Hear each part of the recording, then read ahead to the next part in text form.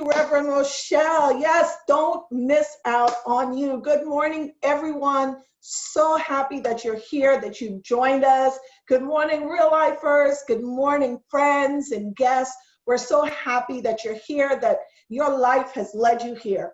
So this is your moment. As much as it is my moment, it is your moment because your life has led you to this very minute, this very moment.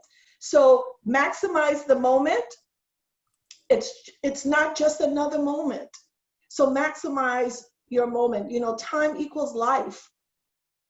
And so you're spending your life here in this moment. So maximize the moment. So great to have you. And happy Father's Day to all the fathers. You know what I'm going to ask, but I know Reverend Rochelle was saying, yes, when we all take our phones off mute for a moment, it sounds like noise. But I just want us to take our phones off mute just for another moment and say good morning, just good morning, and then happy Father's Day. So just wherever you are, you don't have to take it off the video. You don't have to put on your video, but just unmute your audio right now and just say good morning once again. And also happy Father's Day. So we Good have morning. to Good morning. Real lifers. Father's Day. Happy Father's Day, everyone. Father's Day. Happy Father's Day. Happy Father's Day. Day. Good morning. Good morning. Great Happy rising, Father's Day. everyone. Peace and love. Awesome, awesome. It's just great to have your voices heard and to acknowledge your presence. Thank you so much for contributing to that.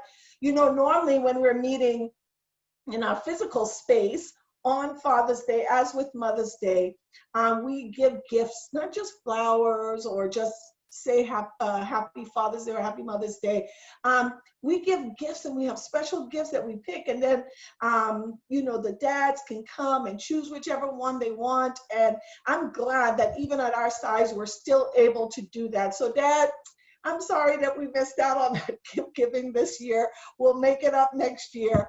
But happy Father's Day. Just lifting up that male energy in this space today, and just recognizing you and all the contributions that our fathers make. And even if you're not a biological dad, but the way you contribute that male energy, that fathering energy to others, I just really appreciate you, and we lift you up and celebrate you today. So as Reverend Rochelle mentioned, this is part 3. It's the 3rd installment of the series Authenticity Works. And I don't know about you, but I've been enjoying it. And I've really been enjoying it because last week, Reverend Rochelle did part 2. So I just got to sit and enjoy, and it was absolutely awesome. Authenticity Works. So I started with part 1 entitled It Pays to Be You. And then Reverend Rochelle came last Sunday. Oh my goodness, so wonderful. And she spoke part 2, the gospel according to you. And today I'm going to conclude this 3-part series with a teaching entitled, a life study entitled, Don't Miss Out on You. Now I want to let you know that we record all of our teachings, and we do distribute them. So if you've missed any and you want to hear, you can just put it in the chat. We'll make sure that you get this teaching, because if you've missed part 1 or part 2, listen, you want to hear them. Just simply great, and it's a flow. So you want to get that. So I want to encourage you, if you've missed it, just put it in the chat. Say, hey, you know, send me that recording. I want to get that. So today, one more time, just check your phones and make sure you're on mute. I want to conclude with don't miss out on you. And I want to kind of roll back a little bit and give you once again the definition of authenticity. Authenticity, simply put, it is knowing and being yourself.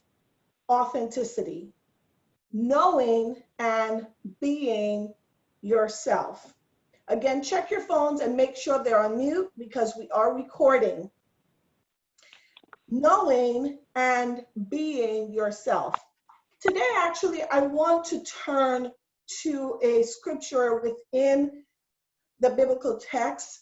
It is found within one of the synoptic gospels. In fact, it's in all three of the synoptic gospels, Matthew, Mark, and Luke.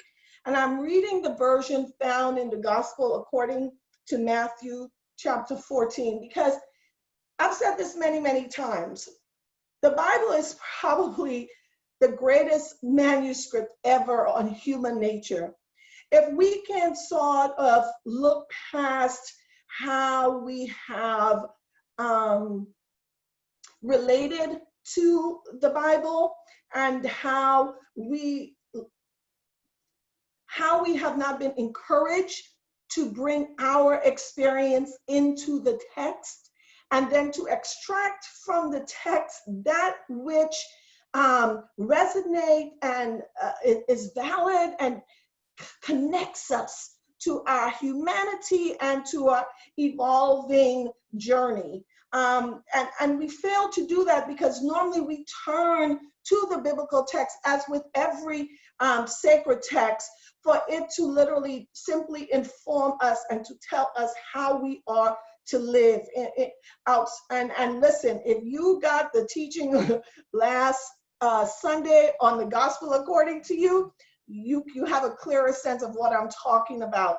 And so, because, like I said, it's probably the greatest manuscript on human nature, we can go into the text and actually empathize, sympathize, and in some ways see our own experience in the text. And from a metaphysical perspective, the broader context of life, we get to extract some principles. And you could do that with any sacred text. It's not just reserved for the Bible. So today I want to lift up a story found in the gospel according to Mark chapter 14.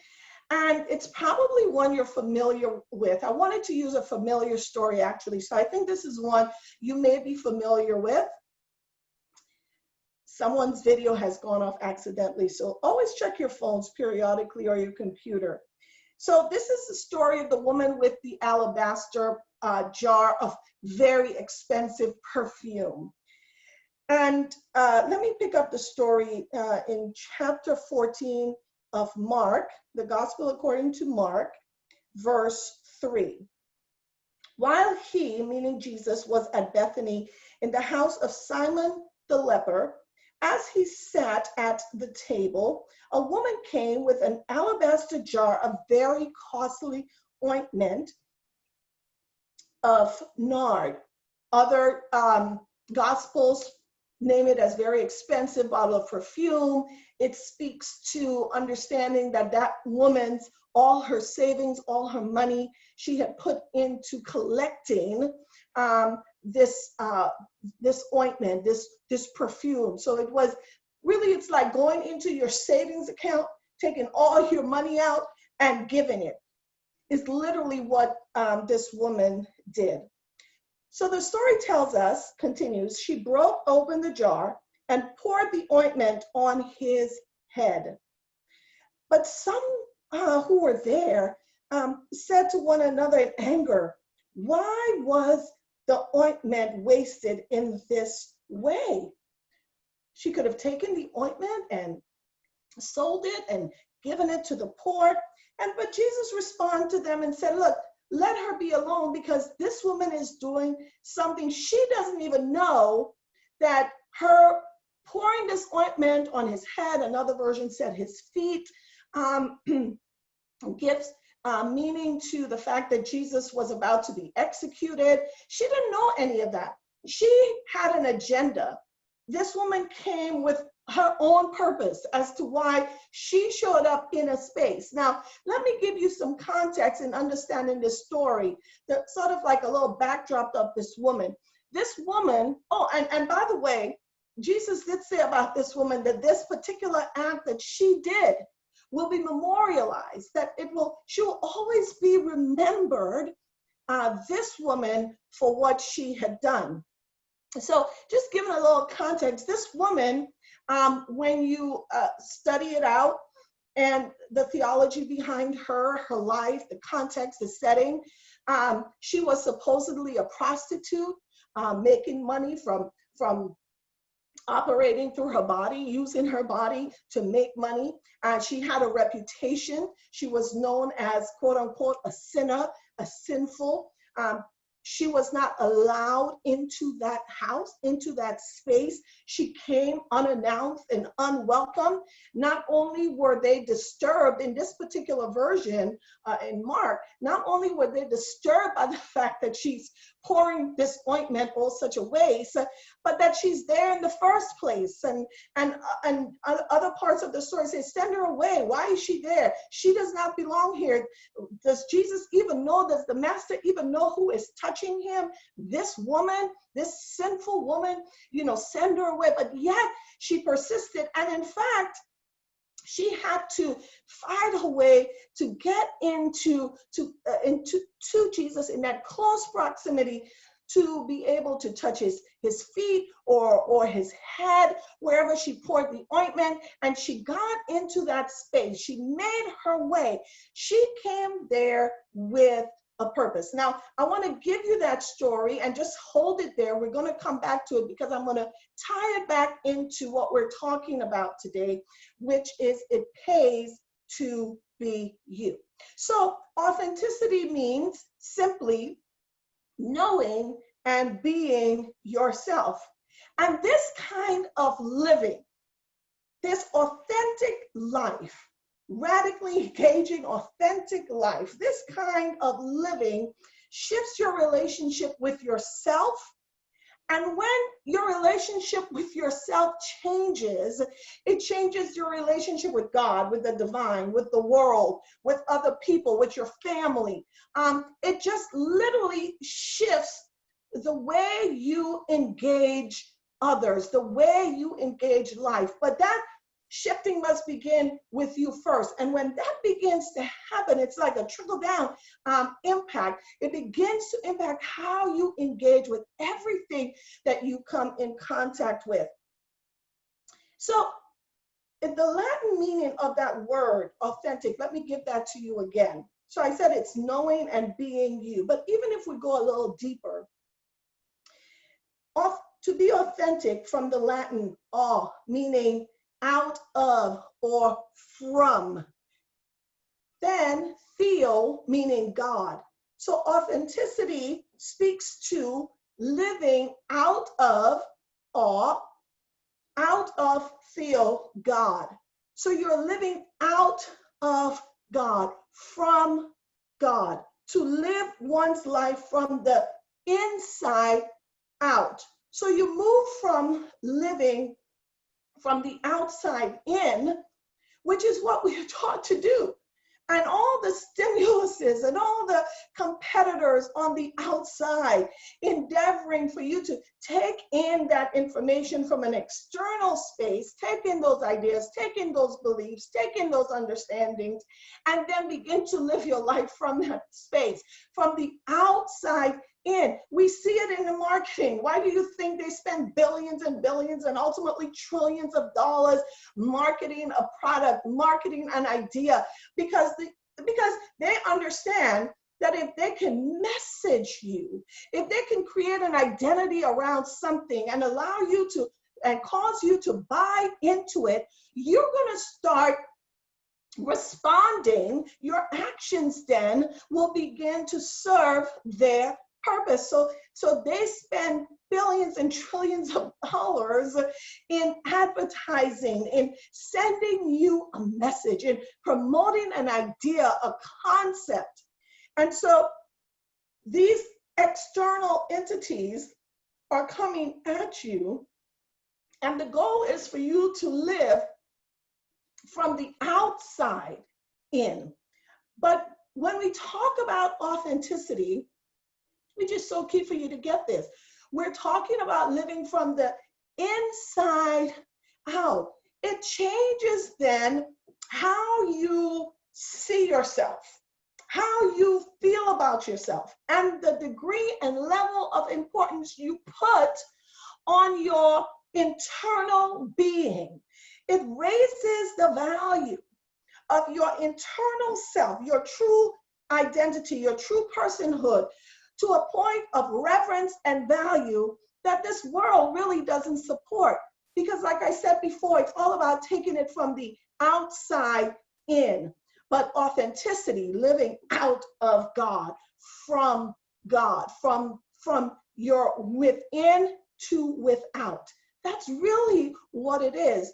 And so the investment then that you have to make to bring your being to a level of consciousness, so that when you operate in your day-to-day life, what's informing you is not what's on the outside of you, but what's on the inside of you. And that requires investment. Reverend Rochelle spoke about this so brilliantly last week. It requires a level of investment so that you can overthrow those external entities that have been informing you and building within you ideas and beliefs that really ultimately do not serve who you truly are. So we want to get to living from the inside out rather than the outside in. I like how Charles Taylor asserts it in his book, Ethics of Authenticity.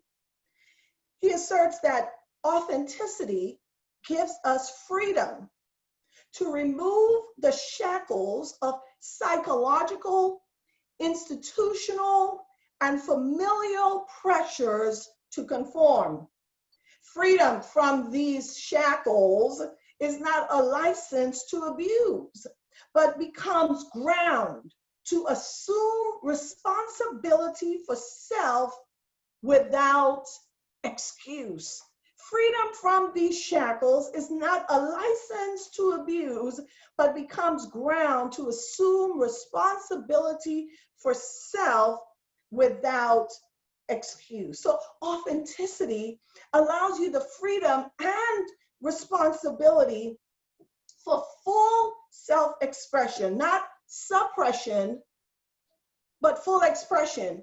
And this is the other thing that external ideas and entities end up doing. And when you're trying to fit an archetype that's laid out for you, it puts you in a box and it causes you to suppress who you are. Suppression is a denial of you. It's like, it actually, when you look at it in terms of its etymology and etiological meaning, it speaks to put down by force, to put down by force, to stifle, to put under. And you know, when I was kind of fleshing out this understanding of suppression, I couldn't help but have that image of George Floyd and the officer's knee on his neck. See, that's that physical suppression. Literally, he was in that moment endeavoring to squeeze the very life out of him, to suppress him to the point where his literal physical being, the place where he gets to live out who he is, the mode through which he gets to express himself, his physical body, that knee on that neck representing the ultimate form of suppression, the ultimate form of, I'm going to deny you the ability to express who you are. That need to put down, to put under, very much so stifling the very life out of Mr. Floyd. And so when you, that's that physical suppression of life. But when we're talking about all the ways that emotionally we're suppressed, emotionally we're denying who we are, psychologically we're denying who we are, we're stifling. And so that kind of suppression can come by authority, it can come by force.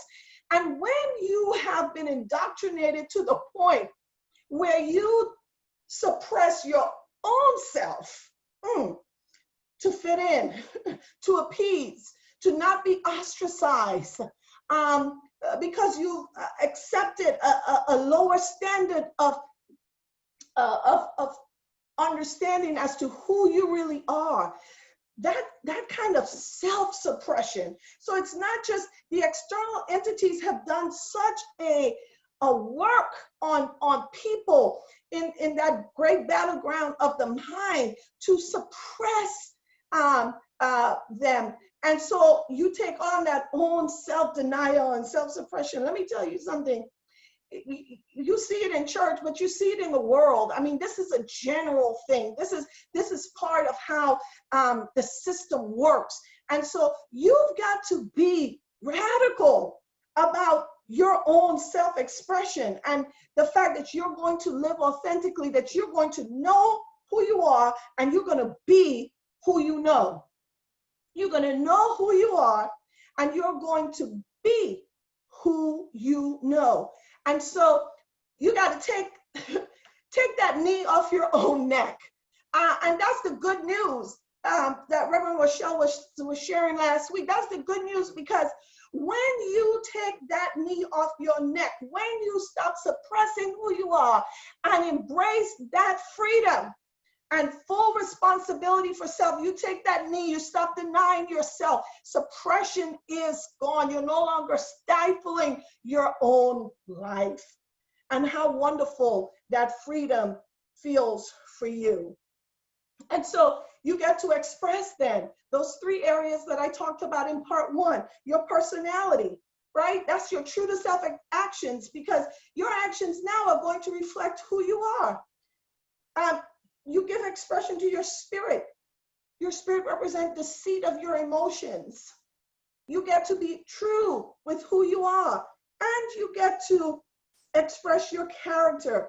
And when I speak about character, I'm not simply pointing to one's morality. I am pointing to the distinctive qualities that make you you, your attributes of distinction, your qualities of distinction. You are distinct and unique person, but you'll never get to experience that if it's not revealed. And so that's what authentic living allows. For the true person, will the true Joe stand up? Will the true Tom stand up? Will the real you stand up and take your place? Authenticity allows you that freedom and responsibility. So you get to trust yourself. And when you're trusting yourself, it eradicates the need for external entities of trust. See, those voices, they begin to lower and lower the volume in your consciousness. And ultimately, your subconscious begins to be reprogrammed with the truth of who you are. It gives voice to your intuitiveness, that first up that comes up for you, that you shouldn't reject or reason away, because that's the truth that comes up for you. Authenticity is fostering the wholeness because it's speaking to an embrace of the whole person, the whole you. And finally, in terms of when we talk about authenticity, it honors the glory and restores the agency of your own body. And we just talked about it when we referenced George Floyd. And people are taking back the agency of their own bodies, and especially Black bodies, and reverencing Black bodies, and understanding, letting those who may want to give us a different idea, feed us another idea as to who we are. And there's a complete rejection of that as we honor and restore the agency of our own body. So let's kind of look at our story again in terms of this woman with the alabaster box. I didn't forget about her. But there she is. This woman, she had a reputation. She had lived her life a certain way. And this is the thing that I really want you to understand, that you don't have to shun or run from any choices, anything that you've done when you look at the totality of your life. See, when you do that, you're going to release any form of regret that you may be holding on to. Because I know it's easy to say, man, shoot, I would not have done this. If I had known what I know now, I would not. No, you've got to understand that your total journey brings you to this place. It brings you to this moment. And so when we're looking at this woman who is known as a prostitute who'd spent her entire life doing that, guess what? There's nothing for her to be ashamed about. You know why? Because it led her to a moment. It led her to a moment of insight about herself. It led her to a moment of revelation about herself. So there she is. Go with me for a moment. She's there at her home, and she's been thinking way before Jesus showed up at Simon's house, way before they're having this special party, an exclusive party for those in authority and those in power, trying to show off that they know the master. Way before that happens, this woman is there considering her life, considering the journey that she's taken, and all of that brings her to this moment. And she's having some internal dialogue with herself. And she realized, oh my God, I'm an amazing entrepreneur. I've got this amazing ability to create a business so successful that it has allowed me to have so much money. And I realized that, but she begins to consider and say, but you know what now? I'm seeing something different about me. I'm learning something different about me. And I realized this is not the course that I want to continue on as I journey through life. I sense that there is more for me. I sense that there is a different path that I now need to embark upon. She's having this conversation with herself. And yet she understands the opposition that faces her because she has this reputation. This is what she's known for. And so I could just imagine her being so conflicted because she's not welcome. She's not going to be accepted. The people are going to look down on her, even if she decides to live who she wants to be right now at this point in her life. She understands that other people are not going to see her like that. And this is the thing you got to understand for you, dear people. You can't wait for people to tell you it's okay to be you. You can't wait for people to recognize who you are and where you may be at any particular time in your life's evolution. You can't wait for other people's permission to show up, to make a shift, to change direction. You can't wait for that because people will never see you for who you are. They're going to always see you in the context of how you fit their own paradigm. And so when you decide within yourself, I'm ready to make that shift, you don't have to consult anybody. You don't need anyone's permission. And that's what I'm seeing with this woman. She is not asking for permission to shift. She's not asking for permission to be authentic. She knows I cannot go back to doing this when I'm now seeing myself in this way. See, this way you don't need anybody to guilt you into changing, to tell you, oh, what you're doing is not good or you're on the wrong path. No, when you come to that place within yourself, you realize, oh, I can't have so-and-so in my life because this person is not on the same trajectory as me. I can't be involved in this right now because this does not serve who I am, who I have become, how I have evolved, the person that I now understand myself to be. I realize that if I continue down that stress, then I will be self-suppressing. I will be in denial of the truth that I now understand and know about myself. And so she realized I can't go back to doing what I was doing because that's no longer who I am. That's no longer who I see myself to be. And I don't need anybody's permission to make that shift in my life. And it's that inspiration. So that's the first thing. As we talk about don't miss out on you, this woman became inspired about who she could be, about the potential of her life, about who she really was. But for some reason, because of all the dirt of her experiences, had blocked her, had suffocated her from seeing herself. But she's now removing all that stuff, removing all the doubt, removing all the dirt that has been poured over her. And she's getting a clearer sense as to who she is. And when she comes into that, she realizes, you know what, that life is not for me. And that is the brilliance of coming to that space yourself. Nobody's got to tell you that. That's the place you come to yourself. So this woman now is inspired about her life. She's inspired. That root meaning of that word is to prompt, or a better word is to induce. Write that down. She is inspired. She is, something in her is being birthed. It's coming.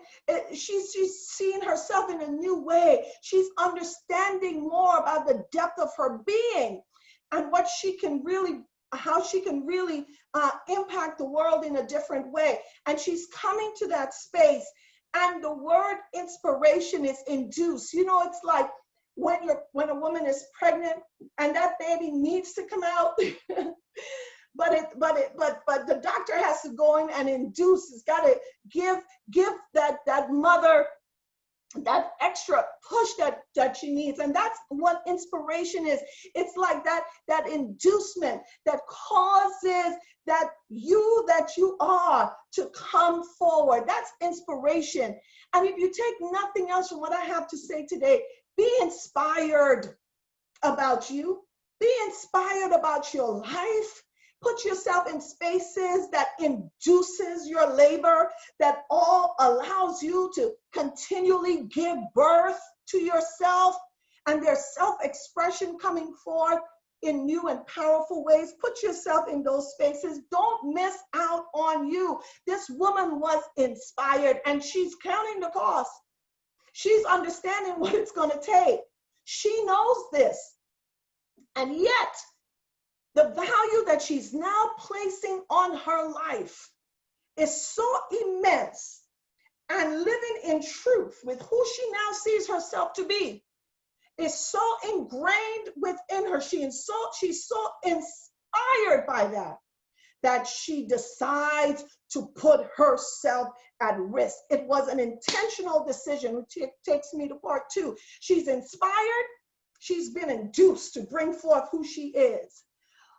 But she's intentional. She understands that my life has been on public display. And I'm going to do this in a very public way. She was intentional about what she was going to do.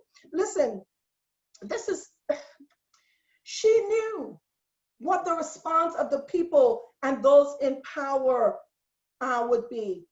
She understood this. You know, it is amazing how human fragility requires the power to define people in order to secure its self-preservation. I want you to hear what I'm saying. This came to me, this very thought about how power works and how when power seeks to identify who you are. And I'm not just talking about power when we talk about white supremacy. I'm talking about all institutions of power, even within your own family, within your own familial upbringing. But human fragility requires the power to define people in order to secure its own self-preservation.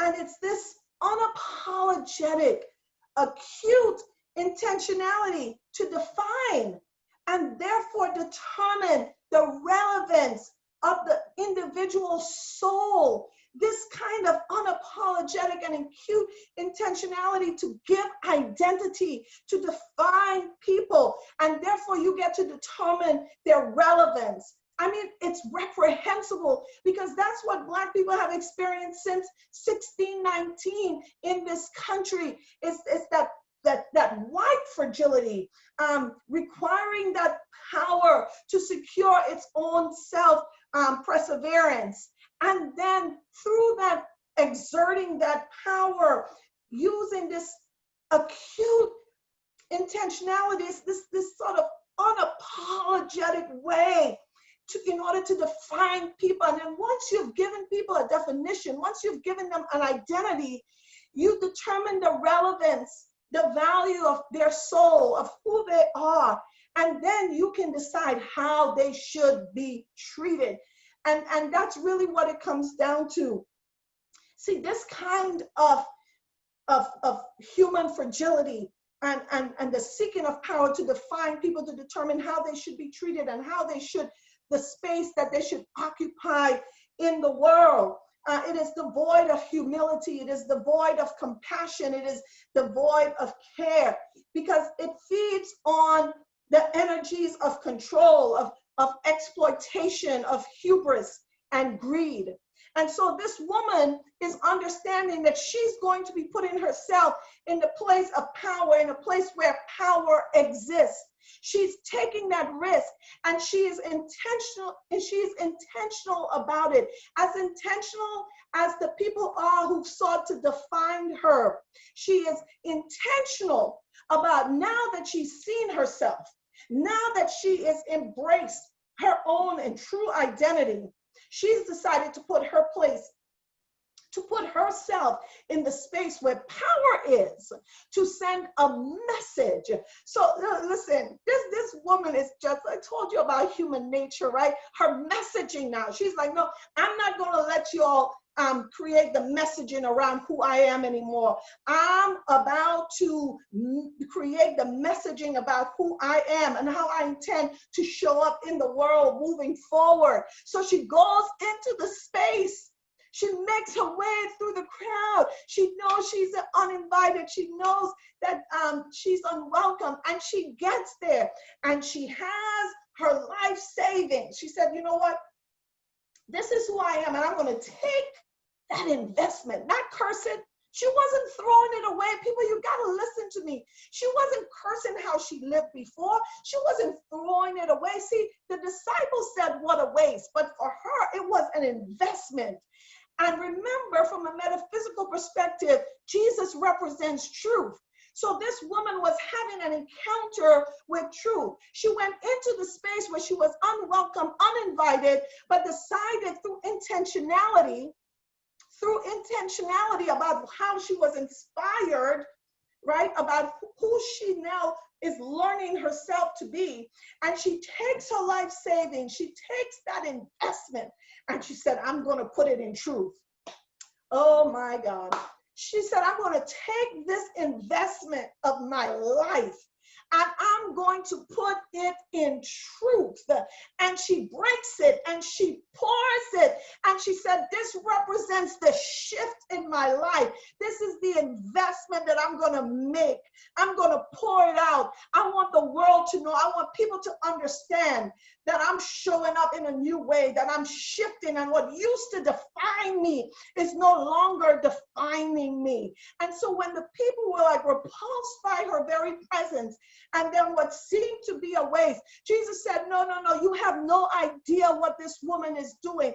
I know that he spoke to how it served him, but he had to realize, because truth understands truth. So he had to realize in this moment the kind of step that this woman was taking on behalf of her authentic self. Ralph Waldo Emerson said that to be yourself in a world that is constantly trying to make you something else is the greatest accomplishment. And this woman accomplished something great, and her action is memorialized. But I don't want you just to see the fact of the act that she did, but what it took to get her to that space. So she was inspired, she moved, right? She was induced to bring forth who she saw herself to be.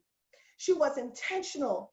Because she lived a public life, she did it in a public way. And she took that investment and poured it out and invested it into a new life of living her truth.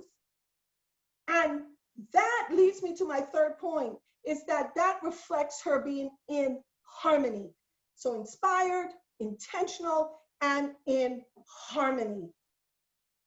I'm going to start building from here. I'm going to start expanding from here. How I'm going to make my living now is going to be in harmony with who I am and how I see myself and how I want to show up in the world. It's a terrible thing to come to an idea about yourself, to come to a knowing about yourself and still refuse to live in harmony with that knowing. You see, that's when depression happens. That's when you become disillusioned, because once you get that glimpse of truth of yourself, you've got to live in harmony with that. You're not only inspired and intentional, but you're in harmony with that truth about you. So she's reclaiming her authority. Yes, she is. She's reclaiming her gospel.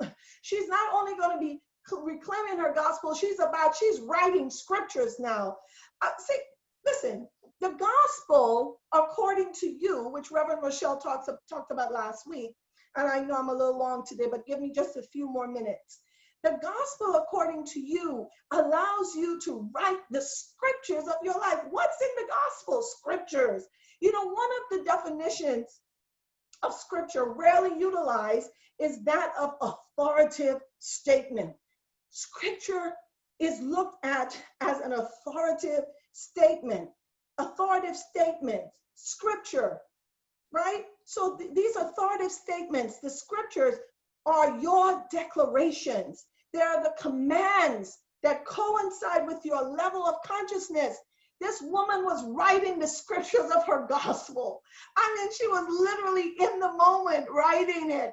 This is how I'm going to be. I'm going to live my life fearlessly. I'm going to live my life boldly. I'm going to shift how I used to make impact in the world. And now I'm going to move in another direction that aligns with the truth that I now know about myself. I'm going to live in harmony with that. See, these scriptures become the valid and official descriptions of the reality you choose to create. You are not a reactor. You are a creator. When you talk about your own gospel, listen, people, you got to write your own scriptures. You can't be reacting. You got to be creating. Authoritative scriptures, they bring clarity to your journey. They set the mark that you're choosing to hit. It's that clear and sure mental image that continuously motivates you. And so you've got to be willing to write those scriptures for yourself. And lastly, when you're filling up your gospel, the gospel according to you, these authoritative statements, these scriptures allow you to rewrite your life story. So, and when you're doing that in this process, you choose not to consult with your previous script. And that's what this woman was doing. She said, I am not going to consult, I'm not going to allow you to force me to consult a previous script that you had for my life. I am literally rewriting the script as I'm standing here, as I'm kneeling here, as I'm bowing here for my life, because it's my gospel and these are my scriptures. See, because authoritative statements, these scriptures, they tell the truth in advance of your outer reality. And so as you begin to write them, as you begin to declare them, you are literally telling the truth of who you are in advance of any outer reality. This woman had not shifted anything yet in terms of the course of her life, but she was beginning to act in that way. And she was calling people's attention to who she has decided she was going to be, who she now knows herself to be. Don't miss out on being you. Life is giving you an opportunity now to ask those questions. From whom did I get my identity? What idea of myself have I been living? What messaging have I bought into? It's allowing you this freedom to ask those questions and then to say, who am I? And to speak from that place of authority, to declare it until it is in full manifestation, until every aspect of your life shows off the glory of who you are. And so she said to herself, I am this person. I am this person. I am fearless. I am bold. I am amazing. I am magnificent. She wrote those scriptures for herself. And she decided from that moment that she was going to live in harmony. This is me.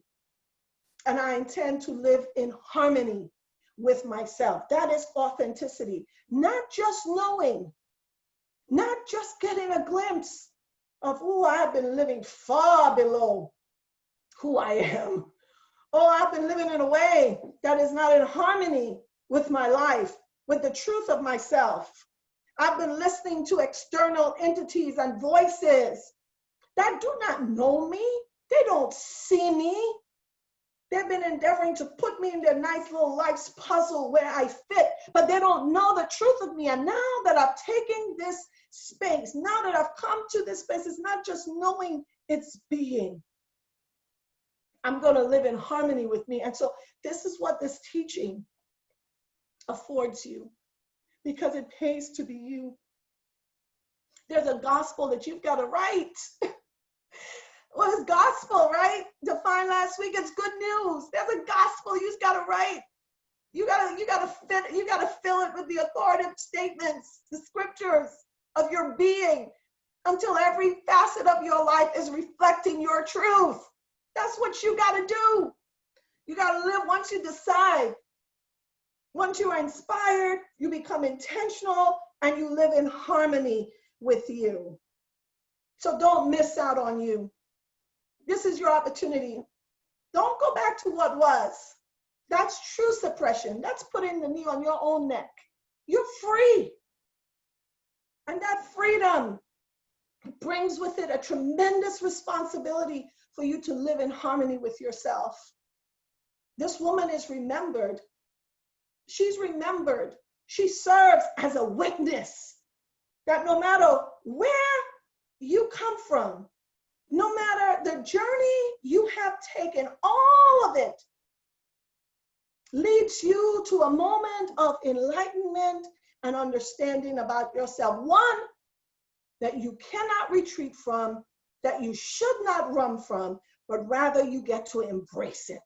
And all the joys of living you. Don't miss out on you. There's a joy and a fulfillment. I tell you, I've been on this authentic journey now for 16 years.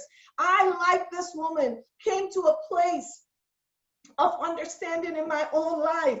I realized how my relationship with my biological father, how that left an imprint of pain so deep within my soul, that sense of abandonment, that I was looking to fill it. I was looking to fill it with always having to be excellent.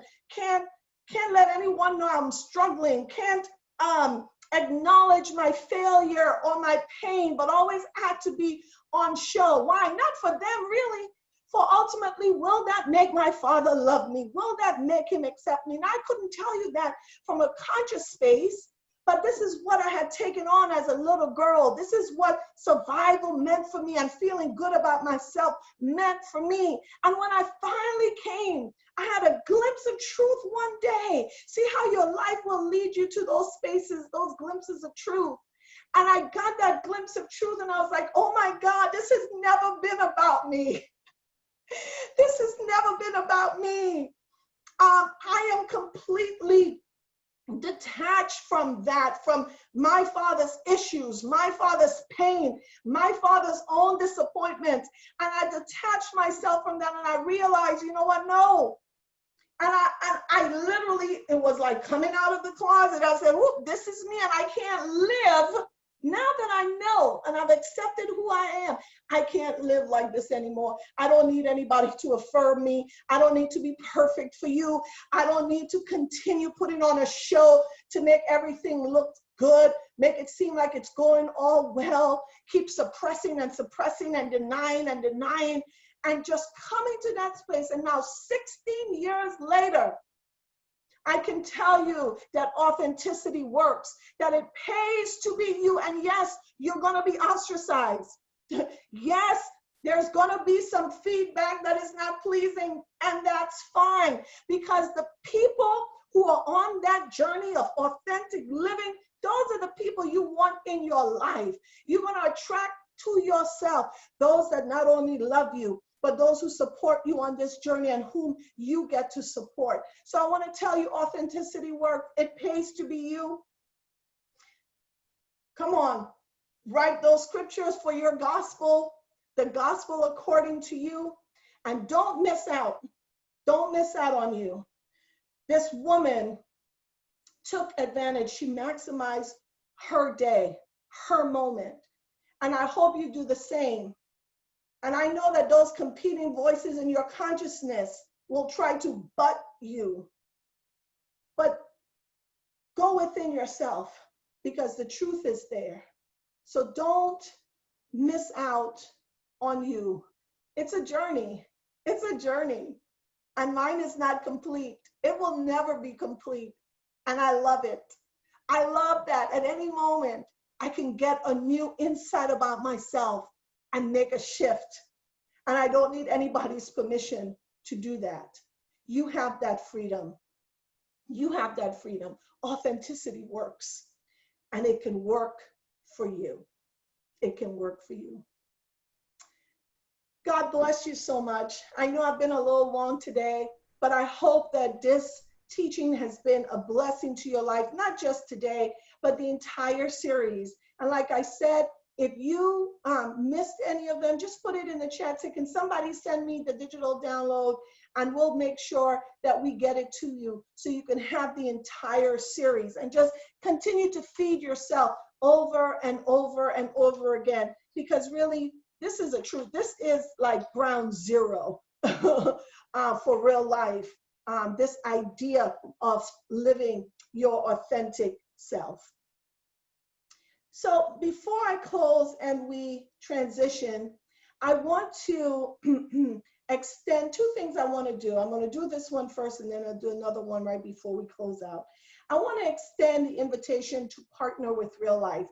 We don't normally do this. We don't do it every week. In fact, we probably haven't done it in a couple months or maybe longer. But we call our members of our Real Life spiritual community, we call them partners. Why? Because we value their voice. We understand that each person has ownership in this community to work to co-create the kind of inclusive, non-judgment, no fakenization, authentic community that Real Life is. And you take on that personal responsibility. There's no test that you have to pass. There's no quota that you've got to meet. You just got to be willing to be open, and you've got to be willing to work with a community that is co-creating this kind of authentic, inclusive, non-judgmental, no fakenization space. This is the invitation that you get today. And partnership partnership in Real Life is so powerful, and it's such a pleasure for me to extend that privilege to you to be a part of this community. As a partner of Real Life, there's no obligation in terms of what you do with your monies. There's no obligation in terms of what you do with your time. What we say to you, the message that we put forward is that we are givers. We are natural born givers. And because we believe that we are abundant, then giving allows us to be in sync with the universe. The universe is abundant. And so we stay in that flow of abundance. And so giving, we don't have to force people to give. We don't have to compel them to give. They become joyful givers because they embrace the truth of who they are. So they give freely of their time. They give freely of their resources. They give freely of their monies. And I still enjoy this idea of the 10th when you talk about the tithe.